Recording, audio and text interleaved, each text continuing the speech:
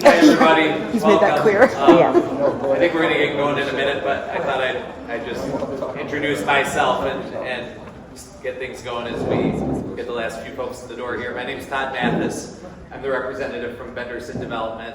I'm joined by the group at Kimley Horn, and hopefully there are a lot of familiar faces. Philip DiMaria, who's newly married on Saturday, and he's going on his honeymoon tomorrow. Wow. You can give him as hard a time as you want because he's leaving town tomorrow. So, I just wanted to say thank you for joining us for the workshop. Philip prepared and is going to go through a very, hopefully a thorough and complete presentation, sort of soup to nuts of what we're requesting, where we were, what we're requesting, where we're headed. So he's going to get through that, and then I'm here as long as anyone wants for discussion and Q&A and to kind of go through, everyone's thoughts and what comes out of the presentation. I'll grab some more chairs as they get into the sort of the formal part of the presentation, and we'll get going. So thanks. Great, thank you, Todd. And we're going to get the recording going, and I'm going to put down the mic. I like the kind of the informality of this right now. So, as Todd said, my name is Philip DiMaria. I'm a certified planner and certified new urbanist, representing Benderson Development on this project and many projects in the city. I'm joined also by Bill Waddell and Brooke Fleming, and we're here to talk to you about 1660 Ringling. We've talked about this project being called the Sarasota County Administration Campus in the past. It's one most of you are probably familiar with. I'm going to go through some history here to make sure we're all at least speaking from a place where we're understanding context before diving in into the specifics of the application that'll be submitted here at the end of this year.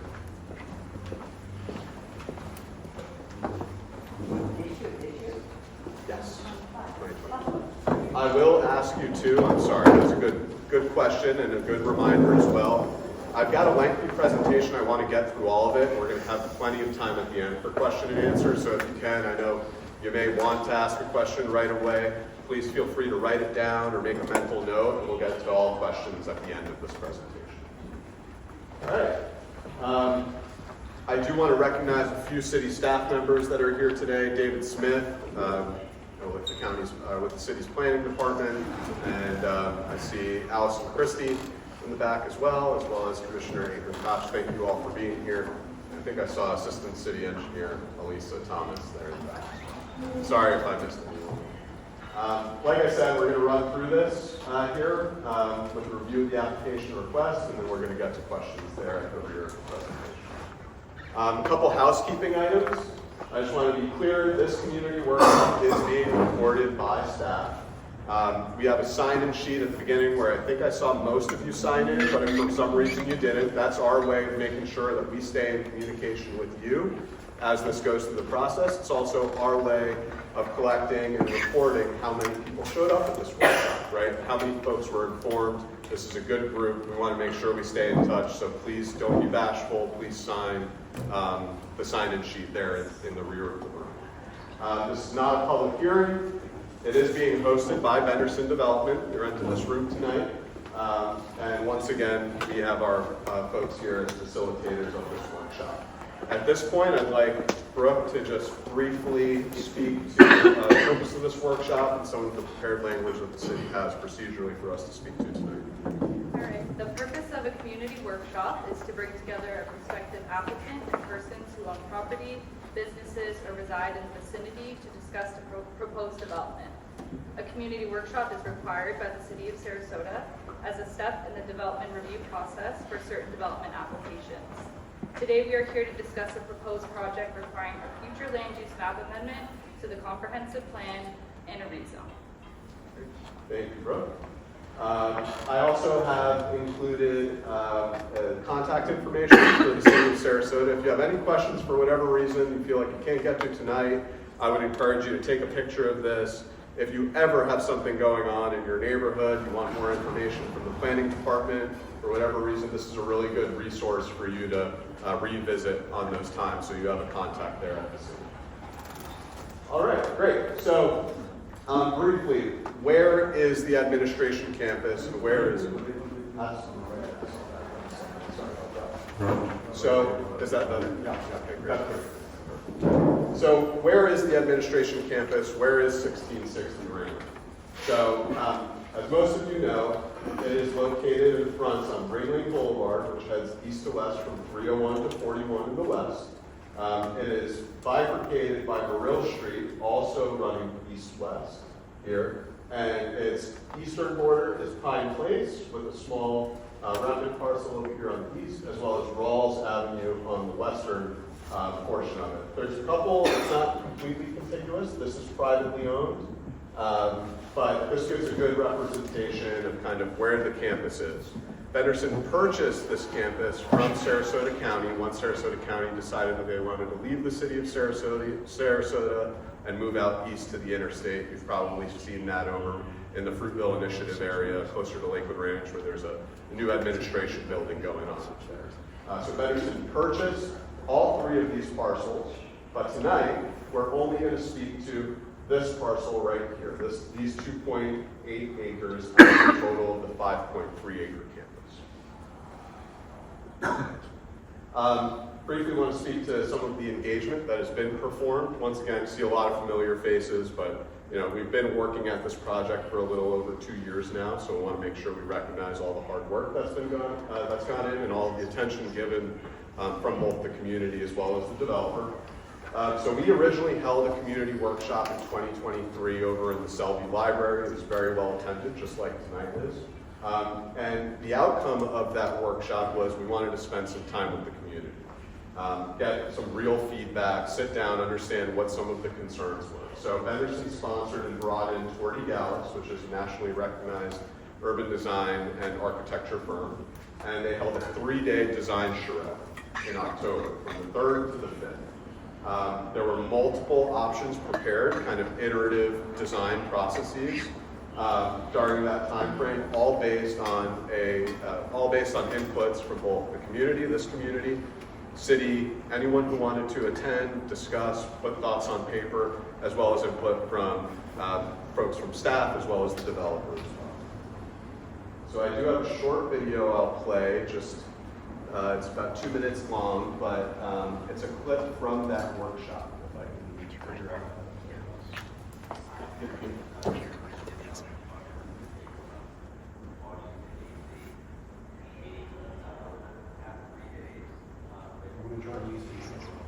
Oh, great.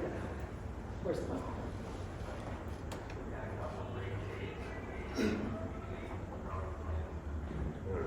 Technology always remembers. Where's it going at? Laptop?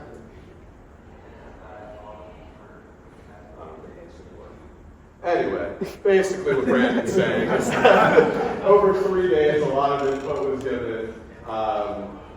They held this at Architecture Sarasota. It was an open house where they stayed there all day long, from 8 in the morning to about 5 o'clock at night, listening, drawing, coming up with options, getting feedback from those. Stickers on the wall, maps drawn, understanding what sort of things the community was interested in versus what things maybe were off the table. And so we received a lot of that feedback, and that resulted in a final plan, so to speak. So we'll take a look at that here in a second, but this is a nice montage of that process. And I would encourage anyone that wants more information on what occurred, 1660ringling.com. You can go to that website, and it'll have a very complete overview of each of the days with these videos all uploaded to that website.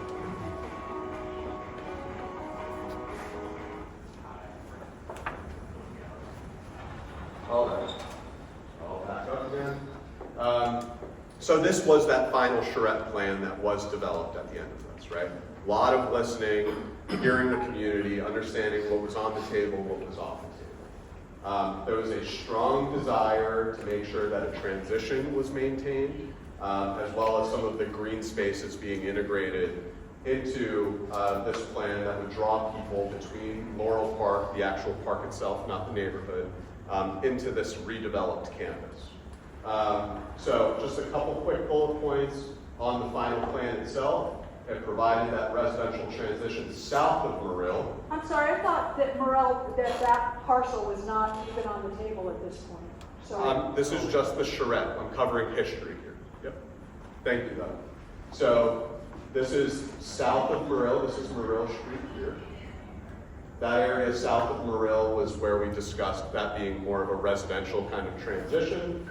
There was a proposal for a mixed-use development north of Morill, and this was presented once again on October 5th. Phil, can I add something about Absolutely. the process? So, Phil, I know some of you, I don't know all of you. I have been 32 years in my private sector career with Kinley Horn, but I took a 6-year sabbatical in 2018 and went over and worked for the nonprofit Bay Park Conservancy. And we worked, A.G. Lafley and I worked together. We worked with the city, we worked with the community. We held a series of charrettes, over 300 charrettes, and led to a series of alternatives, and then a final recommended plan that was ultimately adopted by the city, and then we implemented phase 1 and phase 2 and beyond. And so a couple of years ago, I rejoined my private sector career, but I just wanted to point out that it may or may not be apparent, but this is the same team actually that worked on the Bay Park. I was an employee of the nonprofit. Philip was my consultant. And now I'm back in Kimberly. We are the same team doing the Bay Park and hosting all of those charrettes and all of those workshops for the Bay Park Conservancy and for the city. And this is a smaller but similar process that can have the same amount of effectiveness to listen to the community like Philip has explained, end up with a refined plan, and then move it forward and implement it, over time. So just wanted to point that out. I'm sorry, but you're presenting something on the other side of the street, and now you're saying the final charrette, which I don't, in my opinion, it was never a final charrette acceptance. Like you're presenting it as this is the final accepted charrette. So And I take offense to that. Okay, so thank you for sharing that. Appreciate it. If you could let Philip get through it, he's trying to talk through what happened at the charrette in history, and then show what portion of that is being discussed and proposed this evening. So if you could, again, thanks for sharing. Let us get through the presentation, and then we'll answer questions.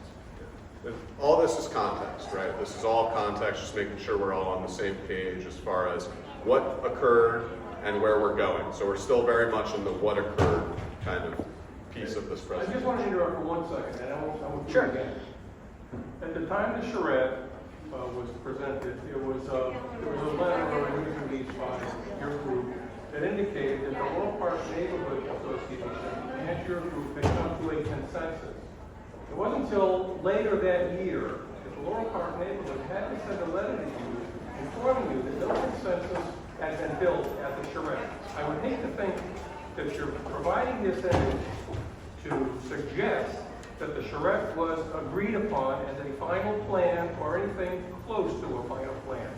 So again, thank you for sharing that. You're welcome. It's context that has that was then followed up by a meeting last year and by additional meetings, coordination with the members of the HOA, including Ron, Right. that has led to a smaller proposal on what to do now. And so let Philip get to that if we I don't want to can. misunderstand. Understood. I felt I had a sense that it was being presented as what was accepted at the time, and I don't want that to be misunderstood by you. So no, thank you. Thank you.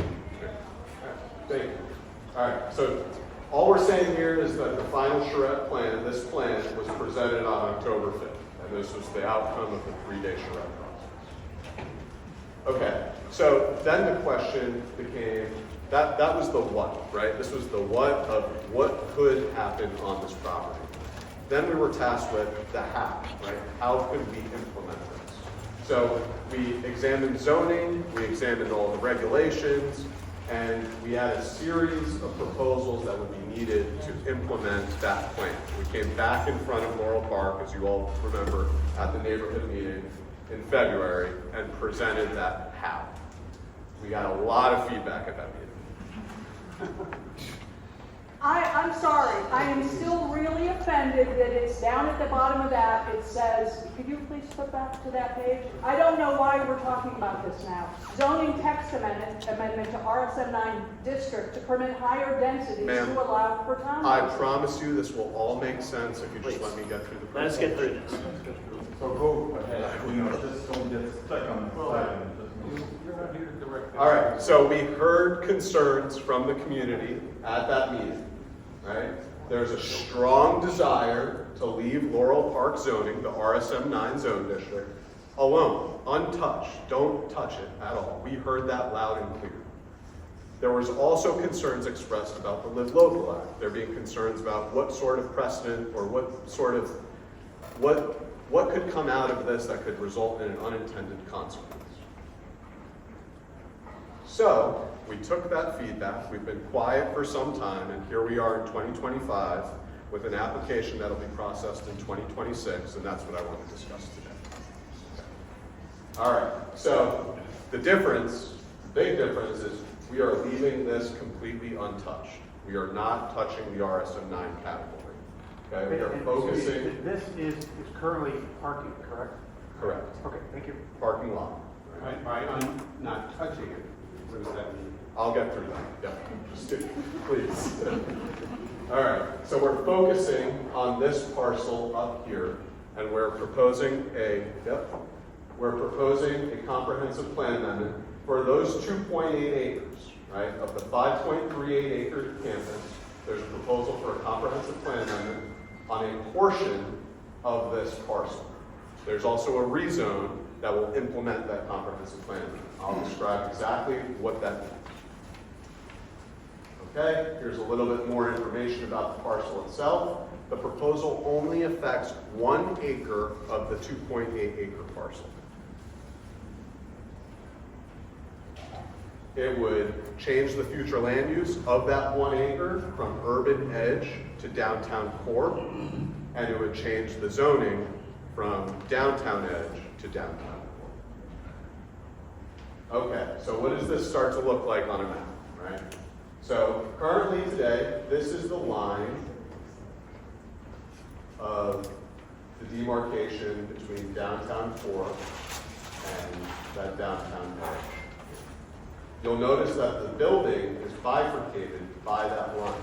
There's a nonconformity that exists. The current building was built prior to the adoption of these future land uses and of these zoning maps. And because of that, it extends beyond the maximum height permitted within that zone district. Okay?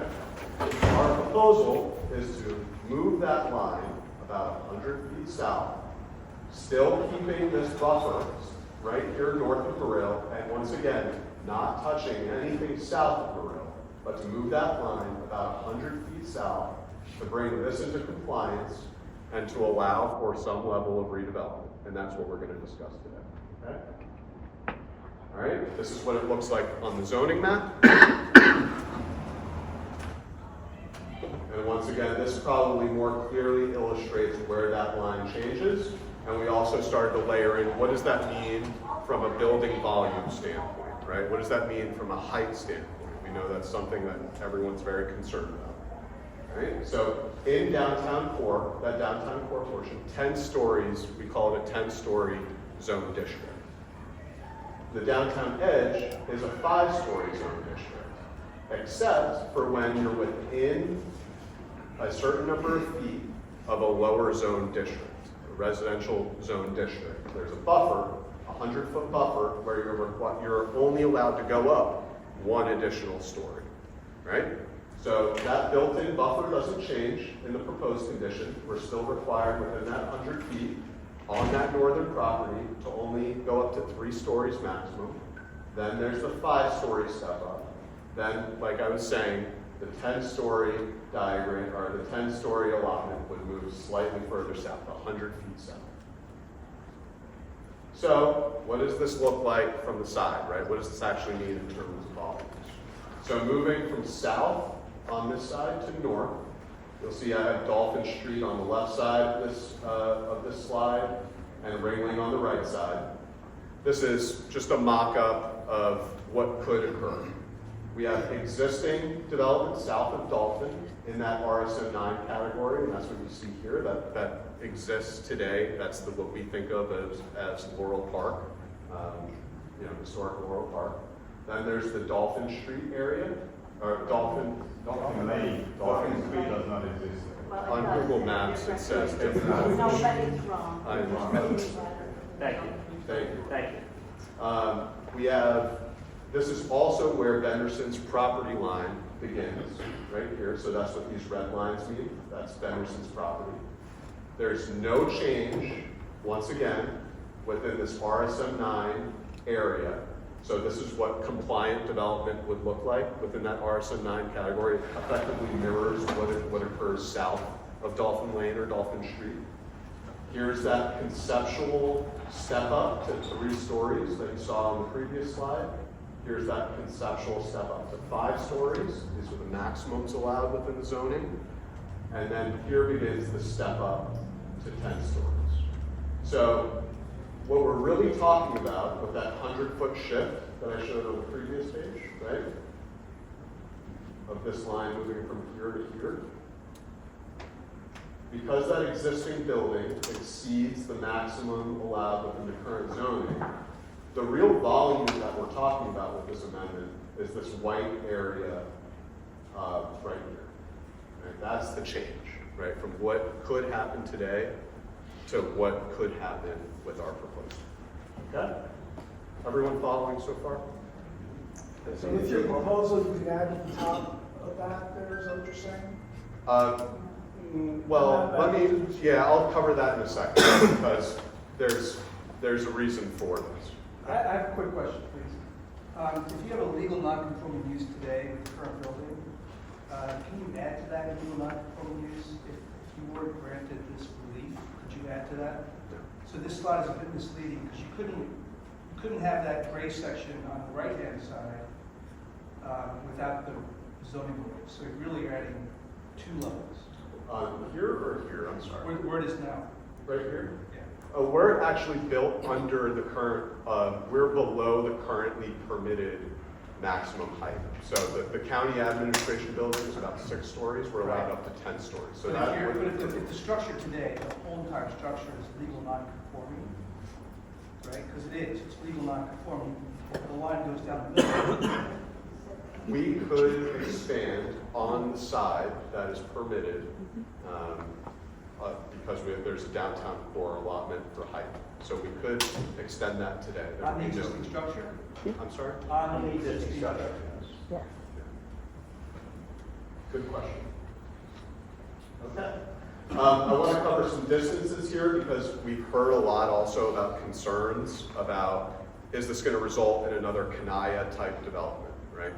And I just want to dispel that potential, any potential misleading or any concerns about that specifically. So there's approximately 300 feet. This is the approximate area of that line where that line will be drawn if this proposal is adopted, right here.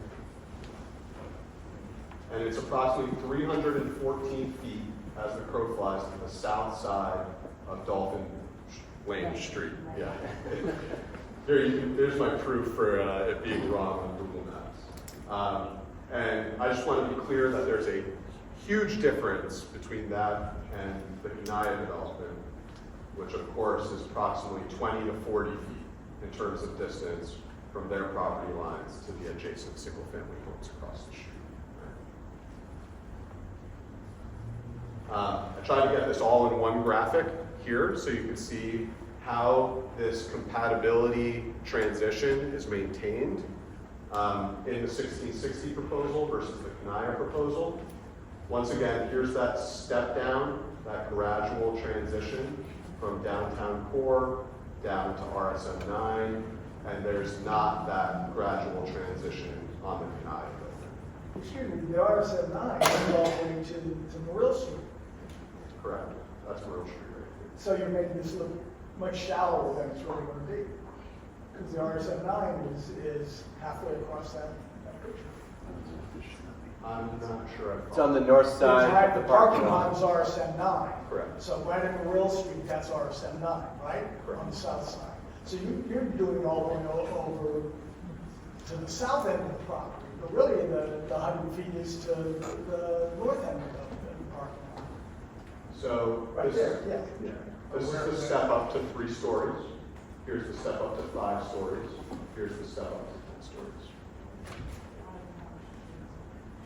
So you say you step up to 3 stories within the RSM 9.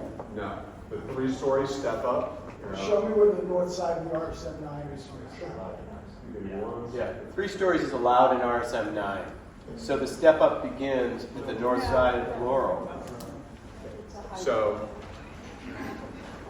there was a recent change made to zoning that's come to my awareness, correct? Where you, within RSM 9, you can now go up to 3 stories, is that accurate? They changed it to feet instead of stories. Okay, feet instead of stories. So instead of 2 stories, this should read Like, I don't know, 28 feet or 30 feet. 30, okay, so 30 feet, 3 stories. 30 feet? 35 feet. 35 feet. 3 stories, 5 stories, 10 stories, right? So this is top down, but you can start to see that transition, right? How much is the story? And that's what's, we're graphically showing in section here, that same step up, that gradual transition. Are you assuming Can stories? I ask you a question? I'm sorry, I had my hand up. Oh, sure. I just want to make sure everybody here understands. What he is presenting does not take into account what he's asking for. If you go back at the plan that they're asking for, they're only looking at a subsection. Sir, of if you can 16. address your question to me, that's probably. No, I'm making a statement to the team. So, what he is presenting here is correct as it is today.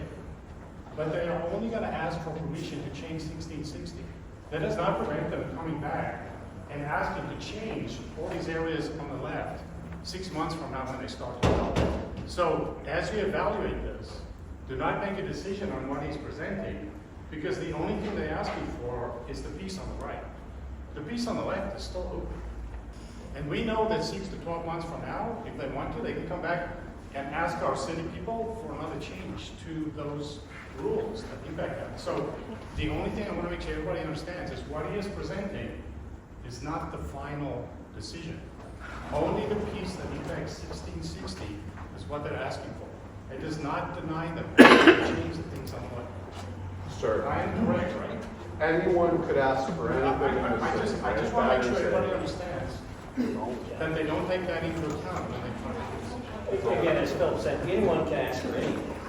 That doesn't mean that they'll get it. But we've undertaken, I'm on the Downtown Master Plan Committee, we've undertaken a process to engage with the community, update the master plan, and ask for a lot of things for the city commission. So yes, anyone can ask for anything, but the proposal tonight is exactly as Phil has presented. And as long as everybody understands what the proposal is. Yes. Could this approval be granted conditioned upon parking lots in RSM 9? Yes, that's what this proposal is Well, no, it's not maintaining going to RSM be 9. deed restricted to RSM 9. It's not going to prohibit them Well- from coming back in a year, 2 years, or 3 years to request relief. I don't think I'm not an attorney, so I can't speak to that, but we're talking about a comprehensive plan at a super high level, right now.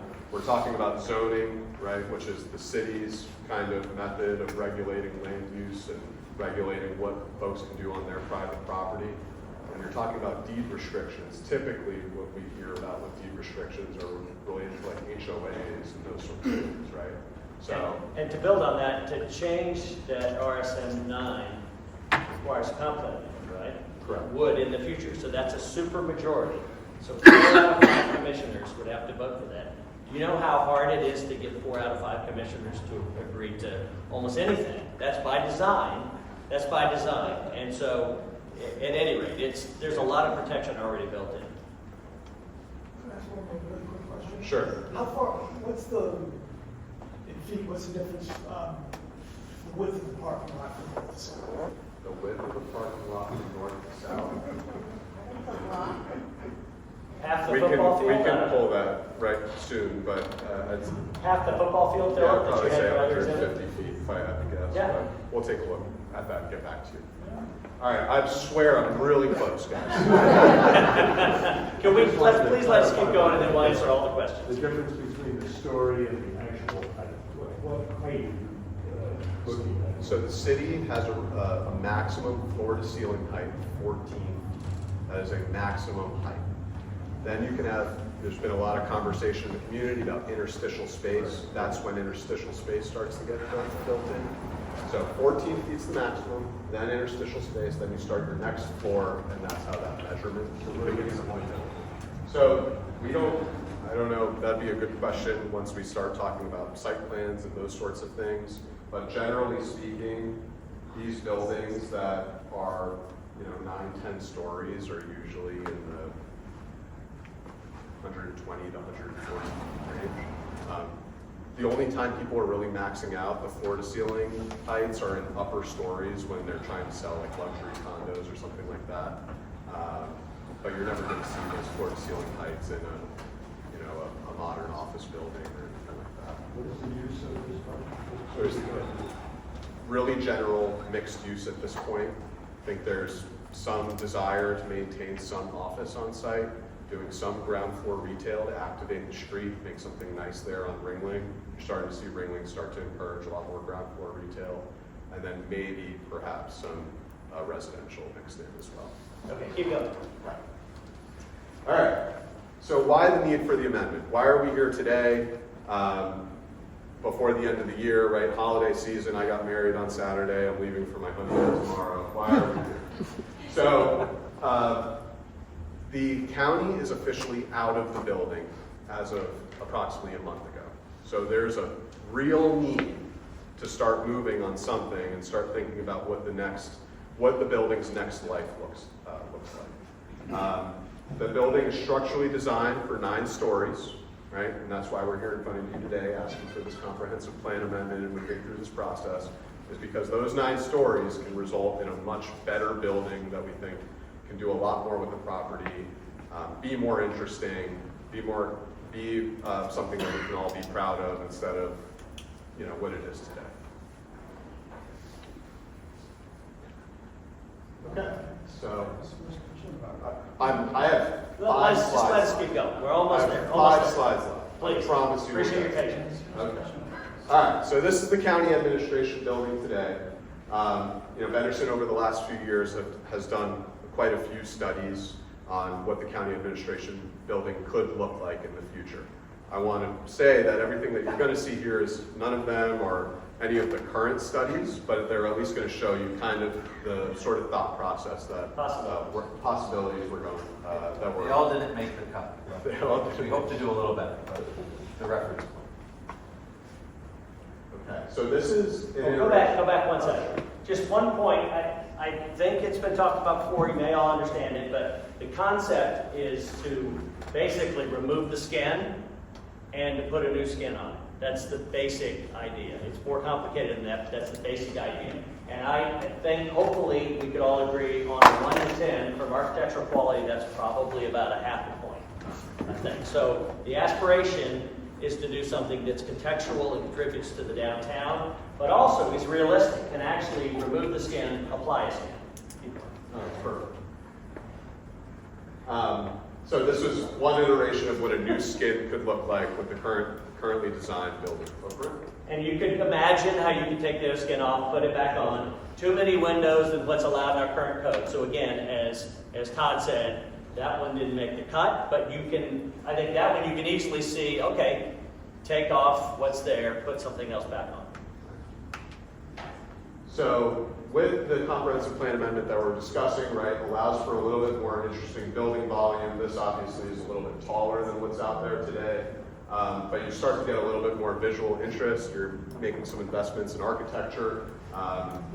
It's more appealing in a lot of different ways. And go ahead. This is one iteration, obviously, a Mediterranean revival sort of architectural style here. Before you go on, Again, you notice that this idea of adding some height to the building within the 10-story limit, you can see by doing that, that lets you start to do some articulation beyond what is a 6-story ugly box today. Is this still Ringling right in the bottom right? No, Ringling is on the back side up here, so you can see this is the other office building on Main Street, kind of the post office, federal building, there's the church on Main Street. But this is design imagery that helps you imagine what could be. Again, there's a lot of design work to happen to get to a more finished conceptual design. And this would be a similar concept in a more contemporary, modern style, but once again, architecturally interesting. Volumes are a little bit pushed and pulled in a way that adds visual interest, and you can start to see and imagine kind of what could occur on the site. Again, it would need to be designed in a way that meets the current code for maximum amount of windows and glazing and that sort of thing. But you start to get the idea of how important and how interesting it could be to vary some of the vertical heights to create more interesting architecture. But aren't all of you showing it lower? What's that? Who's that? The two you showed seem to show it lower stepping down the Laurel Park. And that empty volume, isn't that what we're talking about, basically adding to? No, the question is about orientation. But again, these are conceptual images stylistically of what could happen.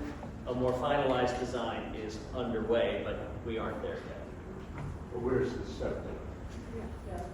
So again, So, and none of these, we're just trying to show you what the building could be, right? The step down in concept, right, is this area here, this volume here is where that step down needs to occur if buildings are built, right? Those are just maximum building volumes where they could be built. next slide shows that, illustrates that well too.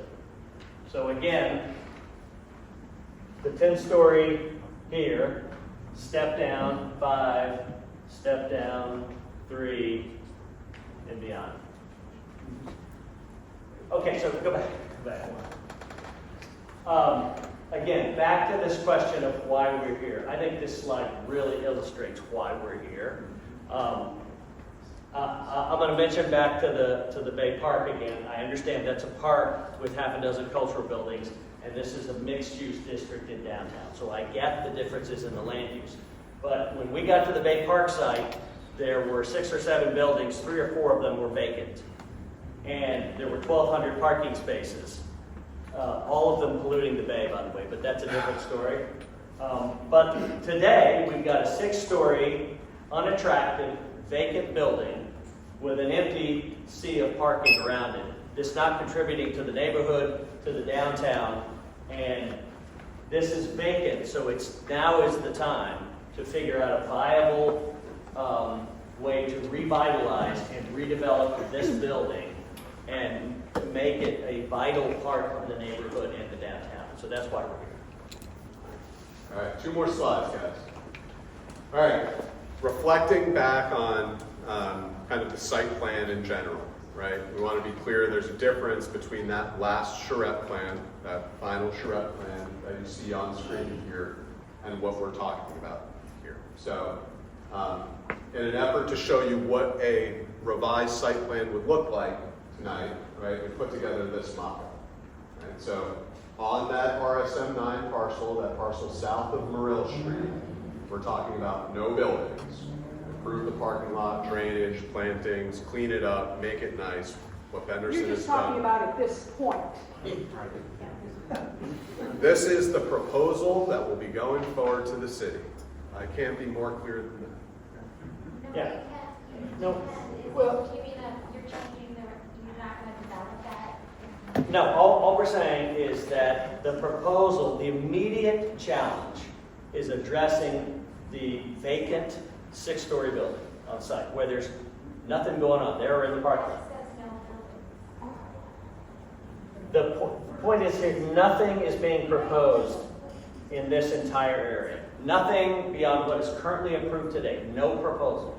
Clean it up, yes. So he's saying, clean it up. I think those of you that walk in the neighborhood and in the parking lot, I do know that a little cleanup wouldn't be a bad thing. But nothing to change the zoning and nothing currently planned in terms of development. Again, that nothing proposed, period. Anyone can propose anything in the future. It requires a city commission approval. No, but we understand that. And Yeah. it's an amendment, but it's hard to sit here and try and respond to what you're presenting without a whole site plan. And especially because you're talking a lot about the downtown, which is fair, all the points you're making are fair, but there are some key omissions. The key omission is, what is the plan with the park in our neighborhood? And how do we factor that into the overall scope? Yeah, it's, Okay. it's fair, if I Yeah, go ahead. So I think you bring up, your point's well taken. I think what we've realized as a team and what we've consulted to our client is there's a lot of emphasis on this southern parcel, right? There's a lot of interest in it. There's a lot, we thought we understood a path forward on it with the charrette plan. Turns out that wasn't the case, right? So what we're saying is, you know what, for now, we're not gonna touch it. It's a third rail. Let's not talk about it. We need to focus on the building that is coming to a point where we need to reinvest in it. And that's why we've chosen to focus on the part north of the rail. Now I understand, right, and this is what I mean by your point being well taken, is that there is a desire from this community to understand the big picture, right? But what we've done as a design team is just say, we can't touch that right now. It's not feasible. It wouldn't be, you know, we would potentially not be able to touch the northern parcel if we just continued to focus on the southern one. So that's what we're attempting. And I understand that, and there are parts that I think is important, that we haven't always been good for those of us that do things that are connecting, there's not really well necessarily, there's trust issues. So it's hard to support the things you're proposing where you want our support for change without having the whole picture to know that we're not going to get, to be honest, screwed over on this little parcel. So can I go back to I'm going to go back to the park, and again, I understand the land uses are different. But I understand, I hosted over 300 workshops on the park, and I'm proud of what we accomplished together. But we developed a vision concept plan for the 53 acres, for the whole thing. However, we didn't do a site plan until we were ready for the phase 1, which is 20% of that site. So we developed a site plan, which, oh, by the way, was much more detailed, but looked pretty different, very different from what was in the vision concept plan. So we did phase 1 site plan, took it all the way through site plan approval, city commission voted on it, we went and built it. Phase 2 went through its own process and is under construction. There's talk about a phase 3 and a phase 4. Again, it's the same thing, and there was honestly the same anxiety about, well, what are you going to do up on the north end? I don't think it's the same anxiety when you have neighbors that are living across the territory. Yeah, and with all due respect, the Bay Park project, I'm a neighbor, and we're surrounded by hundreds, if not thousands, of neighbors. And so, quite frankly, it's very similar. Did one site plan as was proposed. Could we have come back and suggested something completely different in a phase 2 that would require a comprehensive plan amendment? We could have. It's America. It's a democracy. We're able to do that. It would have required a 4-1 vote, and we didn't do it. We probably wouldn't have gotten it. But again, it's no different in concept that you do a site plan on the portion, or in this case, you have a vision plan, and then would ultimately come through with a site plan for the portion that's going to be developed. I just want to suggest, if Phil can look at his last slide, I'd like to add one thing, and then we'll add a lot of dialogue if we can get there. All right, you were done with this last slide, right? That's it. Okay. So, once we're gonna practical reality. Okay. The existing building, what we learned and what's changed over time is that there's pretty good office demand in the city because the office keeps losing office space. And for us as a company, because we're long-term invested in our real estate and we want to keep it for a long time, re-tenanting this building and a building people want to walk into really fits us. It fits us well. It probably doesn't fit 99 out of 100 other real estate owners and developers, but it fits us. So our hope and our goal is that we can reskin this building, repurpose it, put a little ground floor interest retail facing Ringling because it'll serve the office building. It'll pick up some traffic that's on the street. And ultimately, we do think that it's 5 acres downtown. It should be a mix of uses, and so we've got office and retail. You could potentially see some residential built there. We're not in a rush to move that forward. It's not that critical to us to get to in any near term, in part because if we're successful re-tenanting this building, especially if we obtain the city's support to increase the height and we'll have more total space, we need this to be parking to support the office building. So I understand that there is anxiety always about what could be in the future. We get that. It's normal. What we plan, if I was to define success 10 or 15 years from now, I would say we did a great job with this building. It's beautiful in winter woods. It's got some retail. I'm happy to go there. We've got a little bit of residential here, right next to it. And we figured out how to have a parking lot, but not just have it be an ugly parking lot. Have it somehow contribute to both the office occupancy, the retail that's there, and the connection of this into Laurel Park and north to Ringling, right? Like from Main Street to Laurel Park. We don't want to abandon or give up a lot of good ideas that came out of the charrette, like some sort of greenway connection, if that's desired. So it's an opportunity. Frankly, I don't think we need anyone's at the city's assistance to get that done. I think that's an opportunity that we could work on. But if I was just to define success and where we're headed, where we would like to be, is to have office users occupying this building, and it requires this parking to support it, right? Unless or until people stop driving cars, or our city gets really urban, like truly urban, and we don't need all that parking to support it, it needs to be parking. So we're putting in front of you what's absolutely real and possible. And I understand that there's anxiety about, well, it could be, or you could come back, or it could be. That's always true. We could come back and tear the building down and propose something, but that's always true. It's always possible, but it's not realistic. It's not probable. So we're trying to balance, making the most of 5 acres downtown, coming up with a plan for that building that really fits us as a company. And we hope that when you look at our projects, we've earned some trust in terms of the quality of what we do. Because we view this as a quality place, it will be significantly improved from what it's ever been. So that's why we're putting in front of you what we're putting in front of you. There is no plan, there is no proposal other than to make this better than what it is today and not build buildings. There is a hope and desire and plan to make the most of this building because it's sitting there, right? It was built for GTE. It's got these wild load capacities in the floors, and it can go up 3 stories, and it has this great potential. And when we look west, we're looking at, tall stuff, right? We've got Bayfront creeping this way with Live Local and other projects. Like, this is very urban when we look north and west. So we want to make the most of that, and we want to make sense down here, but this needs to be parking.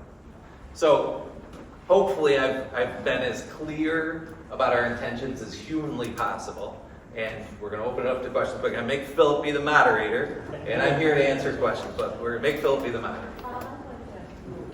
You can, but we got to let Philip be the moderator. So he's going to pick you first. I think my hand is up first. And I'm sorry to interrupt you, but I got to talk right now, because this is the perfect example of why I have a problem with this. And I hope the city employees are listening to this, okay? He is talking about what they will get. Sir, we're here to answer questions. Yeah. I will. Can you direct it to us?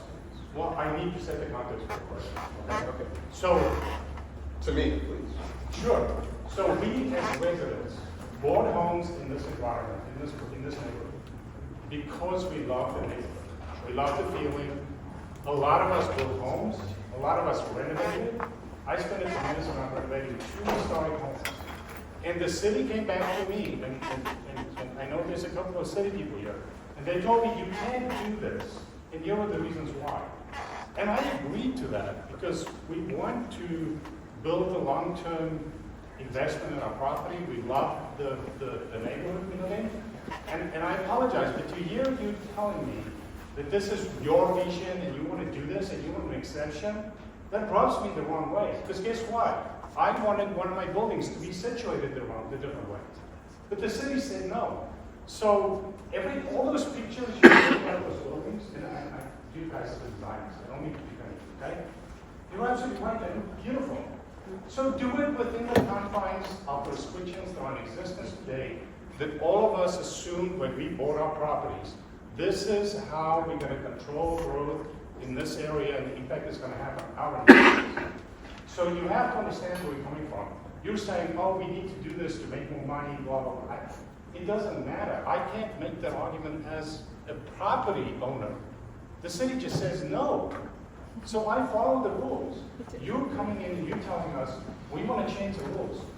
I have not heard any one of you tell me what is the benefit to us for you to get that. All you're doing is you're saying, oh, we're only going to do this on this one part. But we all know 3 years from now, we're going to sit here and have the same conversation on the parking lot. So if you really want to do something for the community, make it beautiful. I will support you in whatever way, but stick to the rules. And I have to ask the city people, we depend on you, we pay your taxes. Why? I don't even know why I'm sorry, I promised myself I'm not going to say this, but why are we even having this conversation? They're not in compliance. They haven't presented a single reason that's going to benefit the people in the community for trying to get an exception. Why are they wasting our time, spending 2 hours in this meeting, when I have not heard a single point that said, oh, here's what we're going to give you. This part of the parking lot, we're going to make a park. Zero. It's all about the benefit for the developer. And I am sorry, but I'm really unhappy with the city people for not just saying no and forcing the developer to come up with a value proposition. I am more than willing to negotiate. If you need to go higher, that's fine, but what are you going to give us as a community? Right now, everything that you are proposing is a detriment to this community. Everything. It's going to impact our skyline. We're going to have more traffic. What's your question? Yeah. Please. Otherwise, thank you, Sharon. We really That like is to a hear good from question, and I apologize. We really like to hear from So everybody. my question is just this. Two questions. What is the benefit to the community? And why can't you do those buildings within the current building restriction? Thank you. Thank you. I apologize. Okay, so the question, just for the record, is why can't we work within the existing kind of planning framework that exists, right? And what are we doing for it? So, reinvestment in a building that's abandoned is a huge benefit to this community. It's coming off of county public tax rolls, right, onto private tax rolls, where now you have a private developer paying into the coffers of the city, right? There's a real tangible benefit, economic benefit there. From an office standpoint, a balance of uses is really important to the vitality of the city, right? Do you like going out to lunch? That's a question. Yeah. Okay. We like going to lunch too, right? What helps lunch spots survive more than anything else downtown are office workers. People leave the office, they go to lunch, they come back, right? It makes it really, truly economically viable for there to be activity all day long in a downtown, right? There's an important balance of uses there. As it relates to why ask for these variances, we discussed earlier, there was a zoning text amendment adopted earlier this year specifically for the RSM 9 district to permit up to 35 feet. Don't quote me on that because I didn't study it, but my understanding is it went from 2 stories to 35 feet. These changes occur all the time. You may not be aware of them, but they occur all the time because the planning process inherently is iterative. People realize that there's an issue with the regulation. Here's an opportunity to improve it. That'll result in some real benefit. Propose it. And that's what we're here tonight to talk about. One more benefit, if I could. From an urban design standpoint, again, I'm very engaged on helping our city be better. And you saw the slide that took the existing building and simply refaced it. and that was better than a really ugly building, but still not great. And then you saw the couple slides of the possibility of stepping up and doing something interesting vertically, and those are much dramatically better buildings. And so, again, I would answer as an urbanist, a more interesting design buildings and skyline makes our downtown much more interesting, much more attractive. And then obviously, a building that is redeveloped and has got folks in it is vibrant and adds to vitality at the street. And vitality at the street helps keep the street clean, safer, active, vibrant, a place we all want to live. So that's a huge benefit to the community. Other question? Kelly, your turn. It's kind of a reiteration of the question. Why Can you use your outside voice, please? Why can't you do that within the current zoning if you're basically stepping up at the back end of that building that's facing Laurel Park from 5 stories, it looked like in those attractive sketches, to a 10-story? That's the form you're looking for. I don't understand how that image you showed of we want to add this extra gray space over here relates to the architectural interest of the step up. There's something not connected. So the question was, once again, the current existing planning framework with the step-ups of going 5 to 10, why change that when it can possibly result in something that's interesting in its own? No, the actual sketch you showed, the Mediterranean looking one. To me, it looked like the back end facing Laurel Park was 5-story, and then the front end of the building you were going to build up from the 6 stories it is now to maybe add 4. So it looks like the form that you're trying to get with the comp plan change. Why can't you do that Mediterranean form with your current zoning? So it might be representation issue, but the current building, the actual building itself, extends beyond that maximum height, right, permitted, that allowance. It does not comply with the current zoning at all. So to do an addition on top of that, or even to maintain that and renovate it, we would have to be brought into compliance with the code. I'm sorry, but I need the vision. Go back to the Mediterranean. Let me answer the question a little differently. You have planning, and then you have the architecture and reality in building, right? And so, and as you see, even though this is some concept someone came up with that we rejected, this side of that is actually exceeding that limit, right? That edge of it. That's downtown core. The high side is downtown. The downtown core edge bifurcates the existing building. Everyone agrees with that, right? So, in theory, on the north side of that building, you could go up. Everyone agrees with that, right? Yeah. So, if you're standing in Laurel Park, or you're standing on our property, or you're standing anywhere around it, and you're looking north of that building, you'll never know the difference. You'll never know the difference, but that arbitrary line results in an architect building a building that probably has less interest as opposed to turning a corner or changing steps. So yes, we are asking for latitude and flexibility to design a building that makes sense. What would it most likely be like if it goes up beyond the 6 stories? It's probably going to step in around the entire building and go up, and there's probably going to be a corner carved out of it, because that's what sort of makes sense from a space perspective, a loading perspective. So you're right, you could just build a bar, right? Just follow the zoning line, build a bar, and then you'd have from Laurel Park, all you can see is that flat face. Or we can design something where you'll see it step into the roof line and then rise, and some architectural interest. So we want to give designers and planners, we're going to spend a lot of money making those changes. We want to make it as interesting as possible, as something that doesn't look like it was confined by sort of an arbitrary line across a building. If that line had been 10 feet north, 10 feet south, whatever it is, or it had just said, this is the total amount of area that can go up on the roof, right? Then you'd have some flexibility, but from a visual impact standpoint, I would say you're going to get a better result. Let the architects be architects. That's our goal.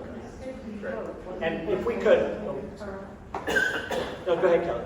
Sorry, the Mediterranean one back on the slide.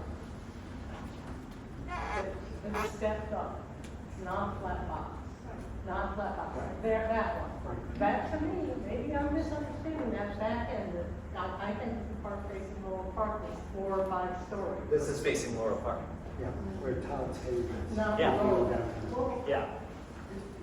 Yeah, again, it would, what we're asking for would be required to build that. All right, we want to get to everyone that hasn't spoken yet, and then we'll work our way back around. So, Philip?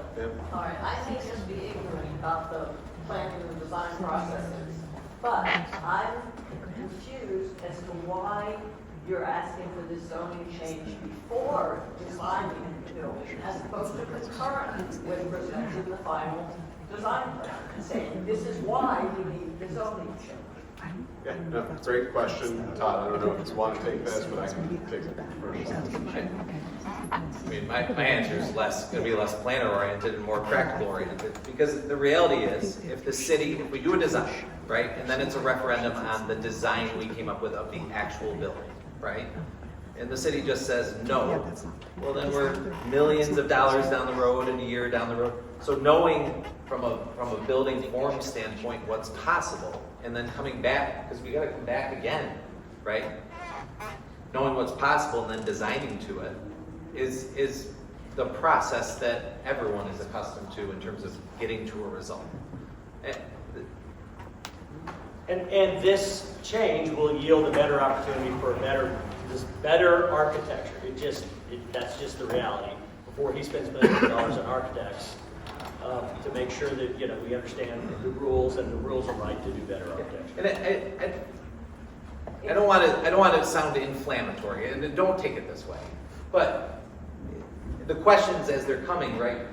Why don't we just leave the building and re-tenant it as whatever? Because that's a possibility, and the reason why we don't do that is because we believe we can achieve a better result and more, and that's economically more. That's a thing we're actually proud of more. It's a lot of things. On the other hand, why don't we just tear the building down and do what everyone else downtown is doing? Because as a company, it doesn't fit us, and it's not our preference. We maybe could make more money, but it's not our long-term view. So, we're working with the process that's in front of us that is typical, I guess, is what I'm trying to But say. for that And little that was- bit of extra space you're talking about, it seems that you could design a building A and B versions with and without the design change, or without the zoning change, and still have 90% of your architectural work usable. Well, it doesn't matter, but probably not. But on the other hand, if we couldn't go up, right, then we'd have less office space, we'd have less parking demand, and so then maybe we'd be here saying to ourselves, we really should be planning on residential down on the RSM 9 piece at 35 feet across, because it's a parking equation. How much square The other feet was that extra part of house? this, sorry, I just want to clarify one thing, and then we're going to move on. But the other part is the way the city process works is once you go through this rezoning process, you start studying very specific things, right? So you start studying traffic, you start studying utility loads, you start studying all these different infrastructure-related items that are much more specific. So it's preferential to go through this process where we're discussing what could achieve the best on the property early on so that we can dive into the specifics later on and we have a full greater understanding of what kind of load that would put on. And how much is that extra big? How much How many square feet? What's the volume? The existing floor plates are just over 30,000 feet, but I truly believe that the additional height would be more like a total of 60 or less, not 90, because of the realities of the building. Remind me just that little extra piece at the back end, because you're going to put the front higher regardless. Well, no, we're not, though. We're not. So that's, again, we're not. Because we're going to take the building up if we're approved to do that. But we're going to make sense out of how we take it up, right? That top floor space from an office tenant space will be the best space. They'll want some outdoor patio space. We'll probably want them to face the bay and the city versus your neighborhood. So we'll probably carve out of the building in that corner. These are all general concepts. I gotta get to a point where we know what we've got so we can design to it. But we're not just gonna build a bar on the north end because we can and then do other stuff if we're allowed. That's not our goal with the building. So again, let's get to folks who haven't spoken. Mr. Arcari in the back, and then we'll move to the right, yes, sir. So, just a question, and I'm not well versed in this, but as I understand it, you have downtown core that transitions to downtown edge, and living in a house community area that we all have homes in, it's the whole idea of the transition. And I'm just curious, with a site plan, how far away are you to where you might possibly have a site plan? Because I've definitely heard the discussion about like, hey, I don't know how much I could do if I couldn't get this change, which would help me build a better building, which I get from a financial perspective, but I wonder from the community's perspective in supporting the goal of a better building for us all. To this gentleman's point, what are you giving us, right, as the community? How far of a stretch is it for you to get to a site plan to then have the request for the comprehensive? Hey, Matt, you guys clear up the desire for site plan, and we attempted to articulate something on the last page here, which is that the buildable area on this plan that we intend is here, right? Yep. The transition is the building wall, right? Yep. But so what we intend here is parking, right? You know what that is because it's there today. Yep. That's the site plan for that area. The site plan for the building is the building, just a little taller and different looking. And the site plan for what's west of that, down the road, would be a building that's similar in scale, similar in architecture, but it's got to be able to be supported by the parking underneath it and the parking that it shares in here.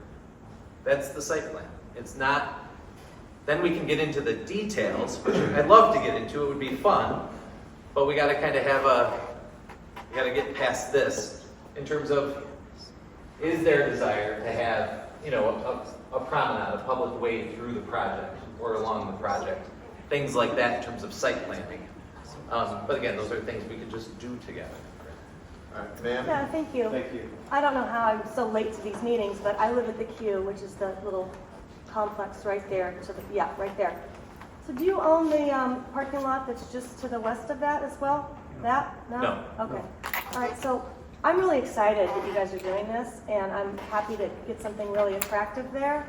I'm just curious about what kind of retail will you have?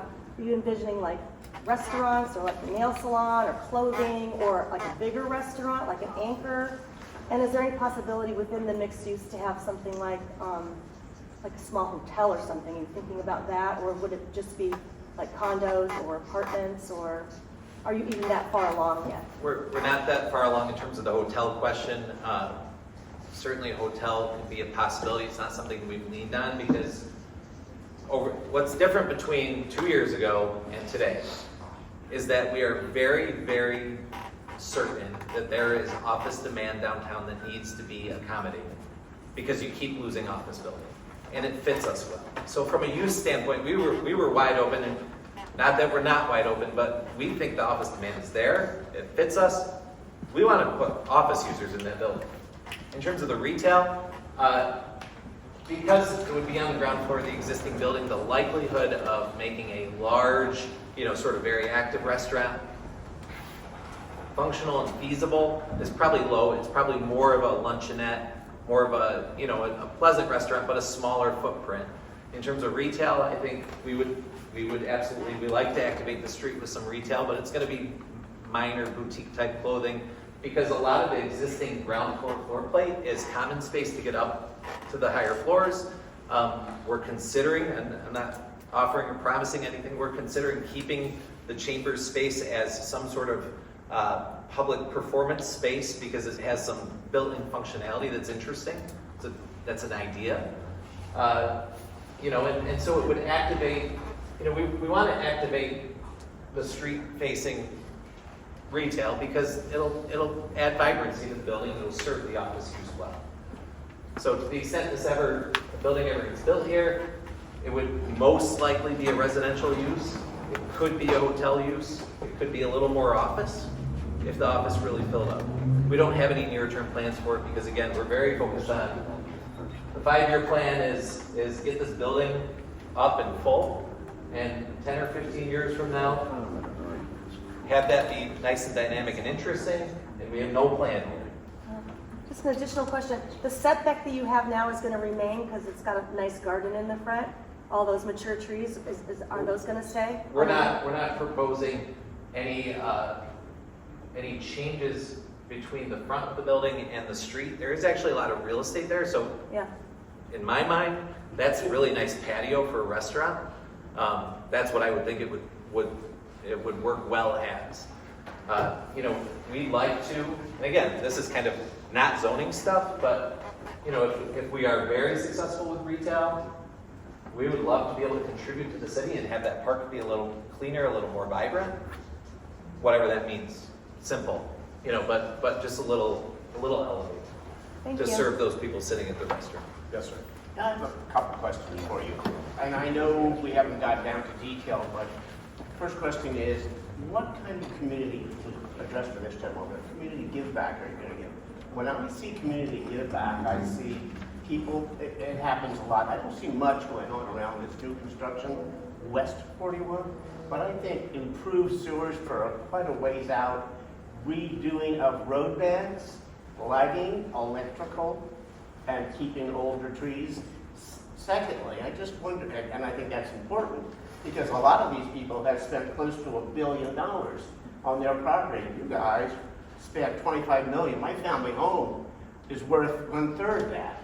And we never asked much in the city of Los Altos Hills in value changes to be able to sell the property. The property in and of itself, because it's kind of flat, increases its value from the $200,000 my parents paid for it back in the 60s. The second question is, you mentioned something about people bringing business to restaurants downtown. Most people, and I know a little about the restaurant trade, have maybe 40, 50 minutes to do lunch. So most of the businesses are further that way, and it's highly unlikely, I believe, that they're going to go and support the downtown area, which does need improvement, by the way. It's kind of a faded Hamptons downtown. But those are my questions. How are you going to really do any kind of improvement to the neighborhood that makes sense, and helping how it's going to impact everybody else in the area? Traffic, signals, like that. Good questions. We can speak to some of the charrette, because I think that was sort of discussed at that point. A large part of what the discussion was a focus on connections to Laurel Park itself, recognizing that maybe the rear of Laurel Park maybe could use some more eyes on it, and then also being able to have more of a direct link between the park itself and some of the neighborhood further to the south up into downtown. And so that was kind of the big idea in terms of a promenade, in terms of almost like a greenway traveling from south to north through the property. If that answers your question there. As it relates to some of the restaurants and offices and those sorts of things, I mean, this county building, the 600 plus employees that were there certainly contributed to the restaurants downtown, whether that be Main Bar or other places that have seen a bit of some struggle recently. So, thank you. Mr. Steve, and then I'll come back to you. So, like Brian, I get a little concerned when we keep talking about the charrette. This proposal is dramatically different than what we talked about at the time. This was going to be apartments we talked about at the charrette. So, as far as I'm concerned, we should just put that off to the side. Now, having said that, and I intend to paint in broad brushes at this stage of an operation, but as I understand what you're saying is you want to go up on the vacant, which I would like to see change. Nobody wants a vacant building in a parking lot. We all want change to some degree in that. You want to be able to go up higher, 3 stories on that. You want to extend out on downtown edge a bit to give you the flexibility to do that. The downtown edge that is adjacent on Morel to Laurel Park doesn't change in this proposal. Laurel Park parking lot doesn't change in this proposal. Do I got it right? Correct. The Okay, only so- change is that line. Yeah, you move it a little more for your needs on the building, essentially, right? Precisely. So, Excuse me, this one, oh, I'm sorry to interrupt Oh, you, but he's this still going. woman has had a question for at least 15 Well, minutes. we will get to everyone. We're working our way this way. We'll get to everyone. Our new questions in here. Oh, okay. Great. We'll get so look, everybody in here, would, you know, you essentially are going to do what you want with the building and that area. The question for the people in this room, at least for me in this room, I'll talk to, is what's going to happen on the other side of Morale. If you can, the issue in my mind is that we have an RSM 9 zoning. Commit to keep and live within that and we know, I mean, look, in 2 years from now, you're gonna, to this gentleman's point over here, in 2 years from now, we're gonna be doing this again when you want to talk about what we're gonna do it on the other side, because that's not gonna be a parking lot forever, right? So, I mean, I get that, something's gonna happen on that side, it's go like this, but it's multi-million-dollar property, it's not gonna stay a parking lot forever, right? And if you're going to keep it a parking lot, you're going to go up and build housing in there. I mean, but why not commit to keeping and moving forward on the Morale side, on our side, within RSM 9, no changes. I mean, if you want to give us something, give us that. This becomes a much easier meeting. So, And I'll answer the question because, listen, we've been at this for 47 days, right? And you guys have been very generous with your time. Very generous with your time. I don't know, Steve, what's going to happen beyond my life expectancy, right? Is Laurel Park going to be here then? What's going to happen here? What's going to happen here? What's the value? I don't know. If you said, hey, Laurel Park's all going to cheer and we're all going to support the plan, Todd, do what you want there and don't come back, don't touch, don't talk to us for at least 10 years. I'd say, no problem. No problem, because I know that we're never, ever, ever, ever, ever going to solve for the parking demand in the building or otherwise. But what I don't know, Steve, is God forbid no one goes to an office anymore or something else changes.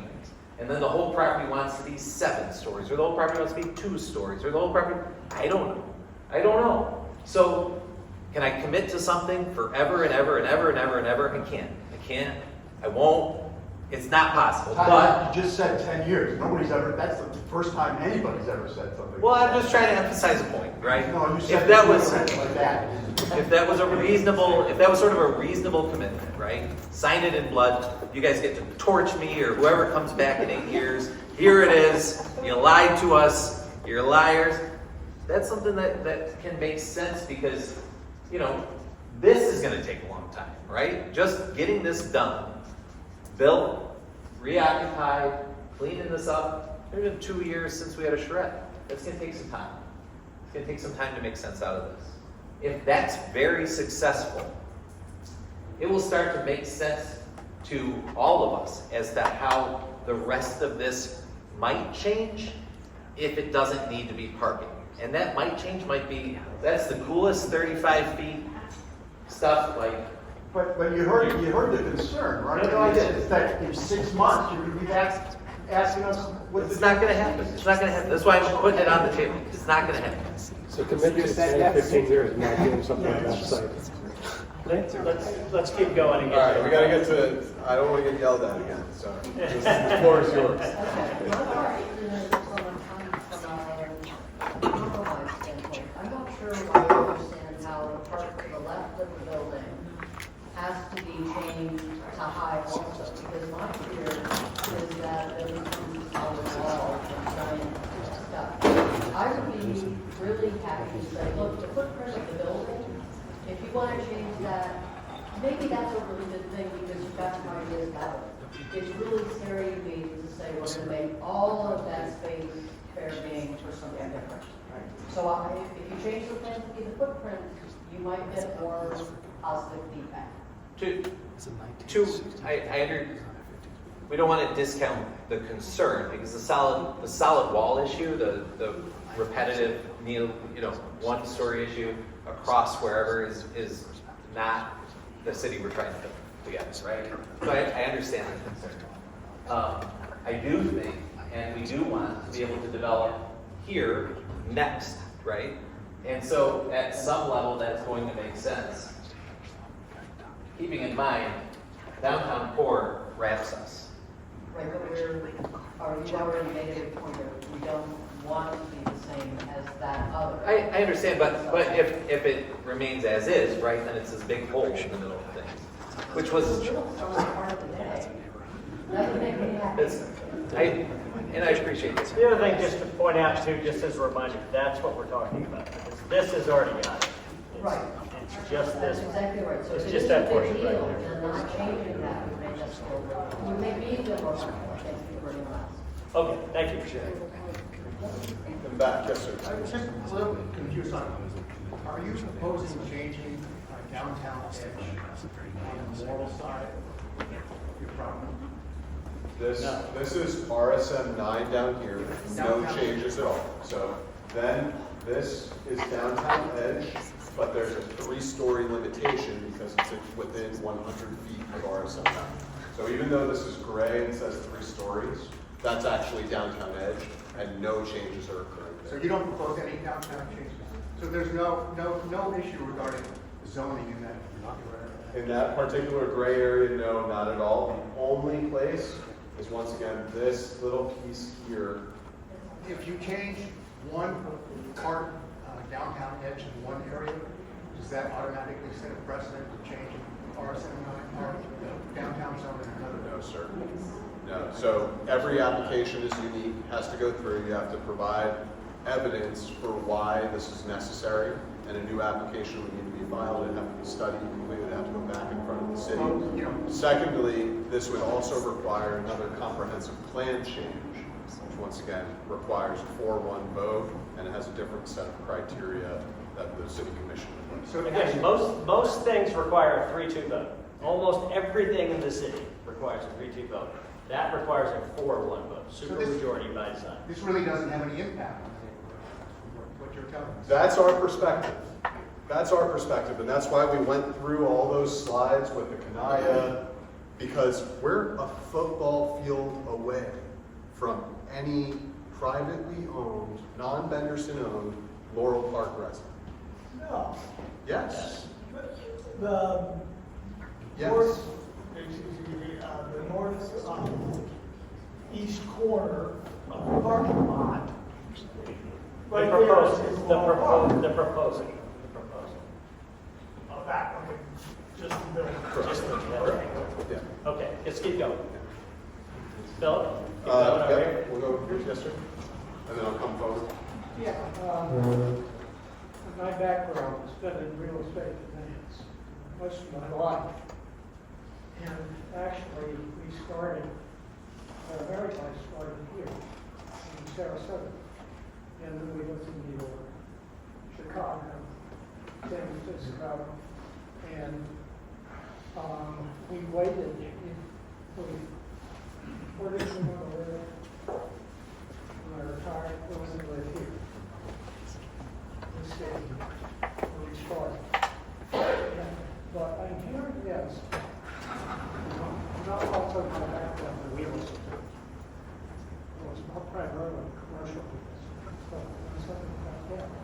But I don't think they're doing anything that's changing my lifestyle or anything I think about Sarasota, which is tremendous. We lived everywhere and willing to come back here. But I don't see that they're doing a thing but improving. I live right across, like half a mile from here. And they are affecting me. But it's allowing other people to live here. And I think they're playing some good one. Thank you. Thanks. All right. Folks that haven't spoken, let's keep going. I want to come to Keep on the tape. Okay, is any part of this development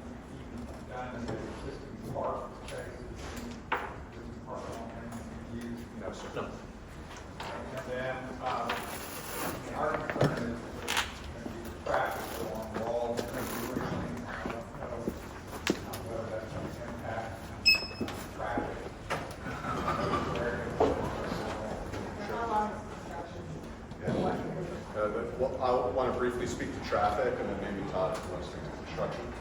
All right, so the nice thing about traffic in this instance is that, one, it has to be studied multiple times at the rezone level, at the comprehensive plan level, and then again at the site plan level, whenever that comes through. So it'll be studied many times.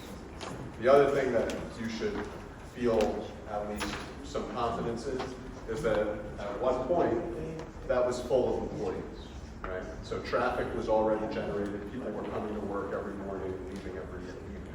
So the system's already been tested in terms of how traffic operates in this location. If our development is successful, effectively those same people that were in the building would be coming back. They look a little different, but My main concern is that we're in yeah. So we just went through the roundabout construction. right.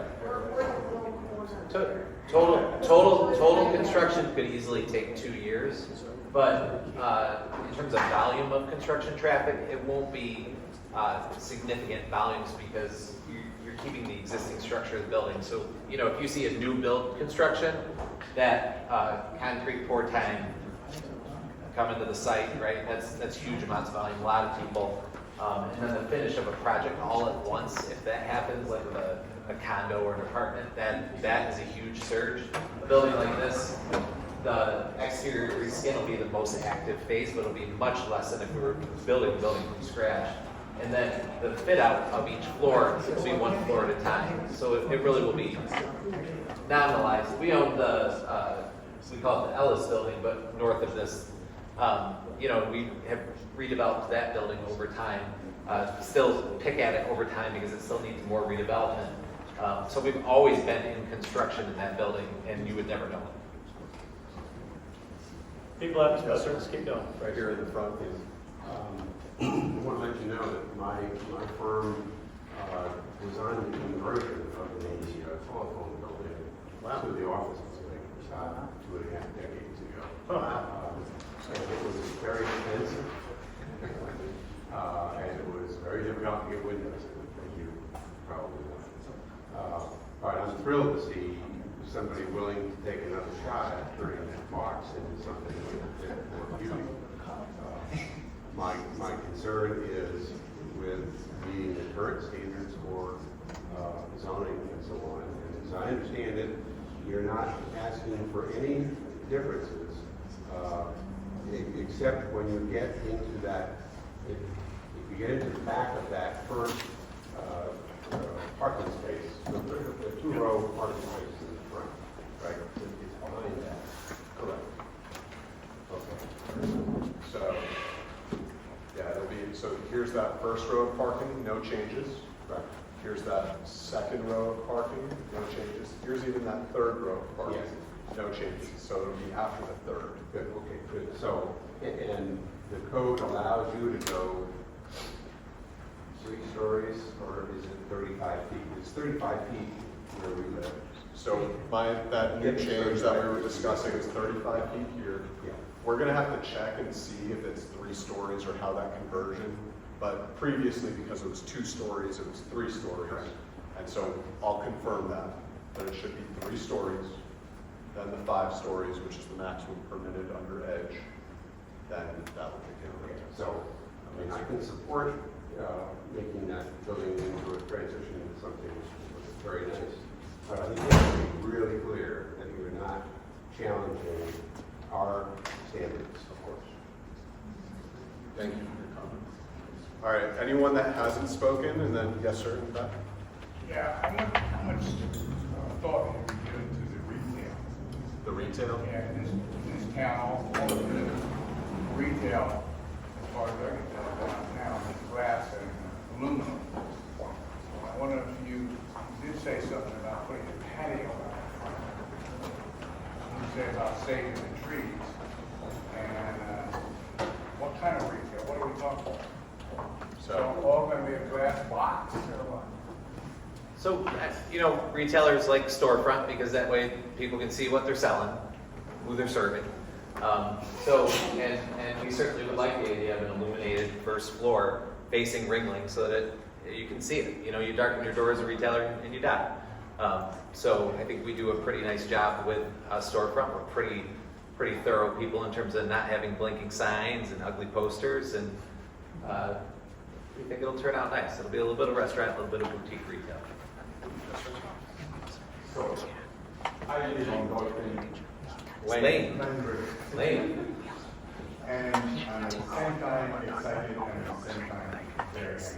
So I'm excited to see something called London that's different from what it is. So renovating this building and some of the stages is great, as far as I'm concerned. I'm not talking about deviation or anything, I'm just thinking visually, it's awful now, it cannot be worse. So, thank you, I would say thank you. Now, my question is, I know for 3 years it's going to be hell, because we have construction in front of my house, and I'm asking, could it be possible in the spirit of improvement that you provide us with some ways to hide what's going on, especially the park, because an empty parking is now, all kinds of things are happening on this parking, and I'm sure there will be construction materials and whatnot on there, for 3 years, so I know it's unavoidable that it's going to be hell, but I'm asking, could it be possible, could you spend some money to plant some trees or some ways to hide everything that's going on? It wouldn't be much, but it would be such a fantastic support for us who live across the street from what's going on. So again, I'm supporting changes that looks nicer, and I'm asking you, and I think the question was in terms of what can you do to the community? That's the question I have. Can you do it? And it wouldn't take that much, so that when I look from my bedroom, I can see trees or whatever that you can hide, not hide in a bad way, just hide from the chaos that's gonna be for a few years. It's easy. It's easy.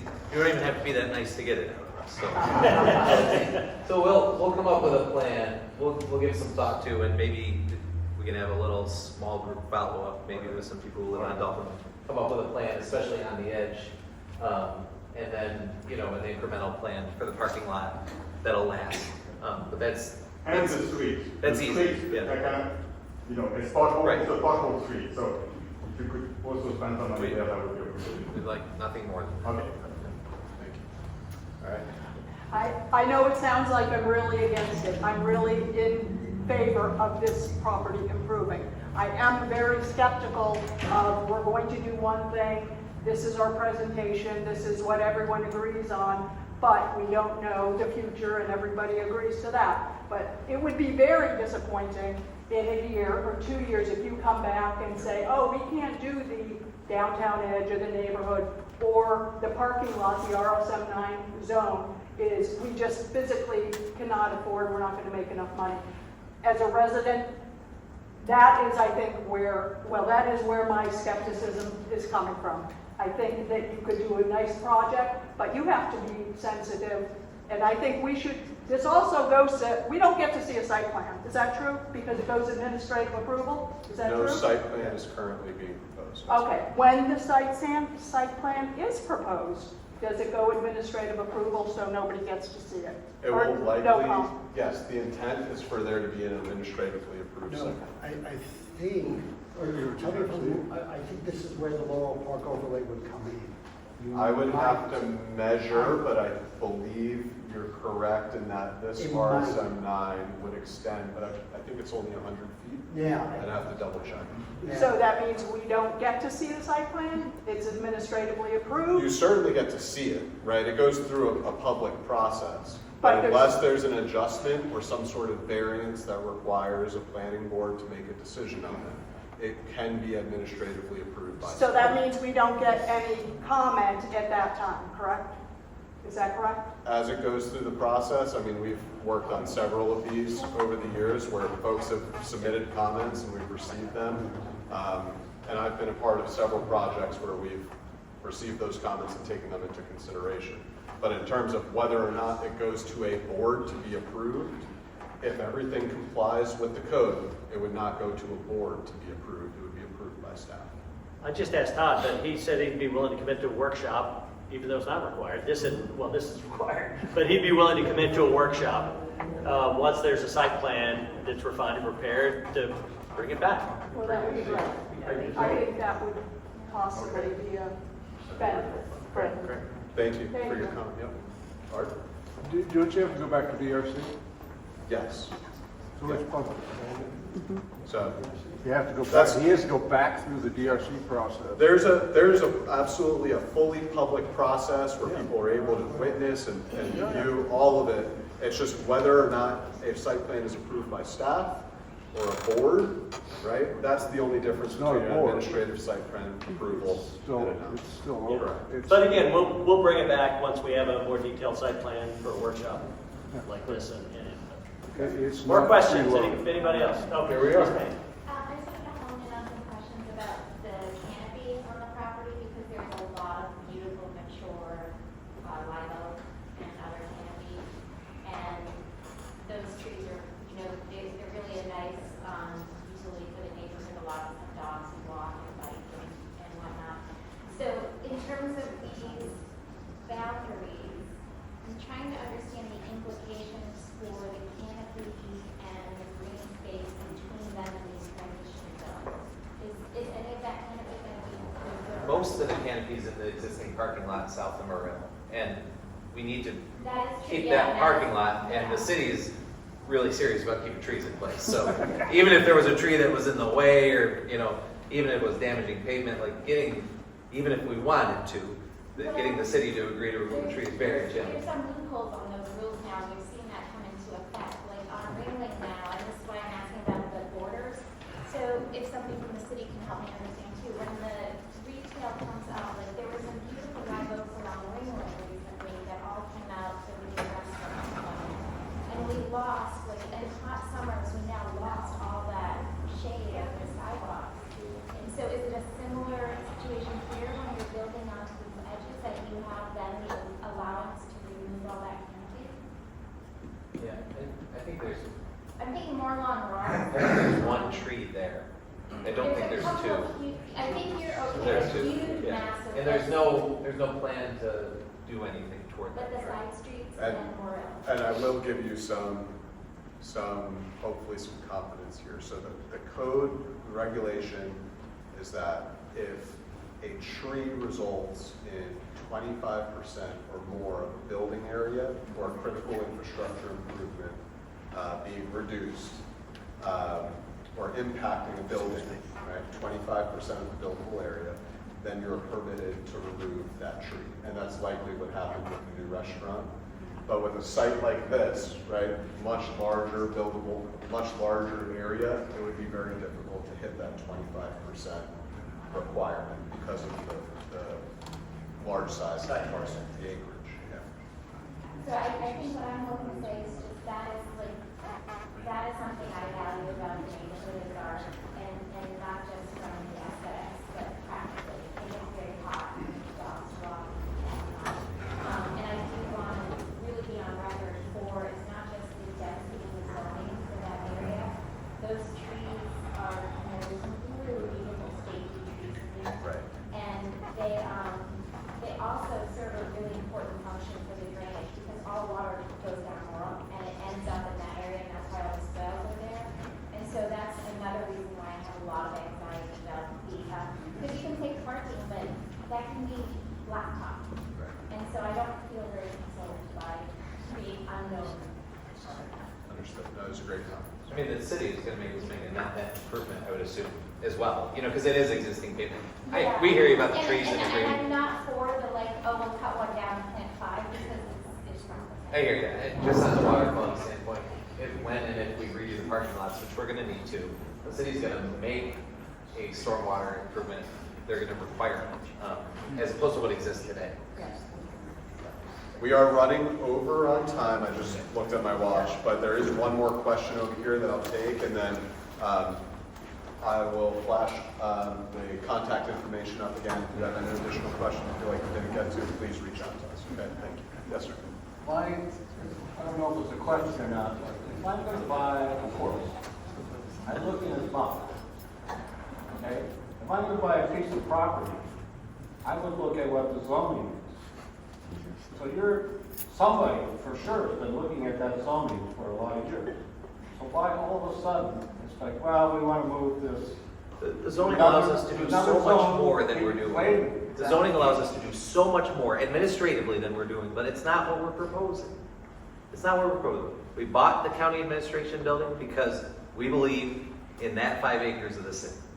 And the reality is, there's a line across the roof of an existing building that was built one way, intended to be another. I understand that. So, but you knew that when you bought the property. all development, all across America, goes through a iterative zoning process over time. But what I'm saying is, as much as you're attacking us for that decision, we could propose something administratively which is far more intense than what we're proposing. We could make far more money immediately. We don't think it's the right thing to do long term for us as a company. We don't think it's the right thing for the property. It's a possibility. I don't want to hear your It certainly was in the underwriting when we bought the property. You need designers that have imagination, that can solve problems, because that's what you want. Then it's come to us and say, okay, we're going to change the zoning, we're going to do this. They do it in a million cities. We all know how that works. Just look at downtown Sarasota. Thank you for sharing. I think at that, we're going to call it a night. Thank you all for coming. Thank you for Thank you very much. honestly, the very honest communication. Really appreciate it. Thanks so much. Thank you.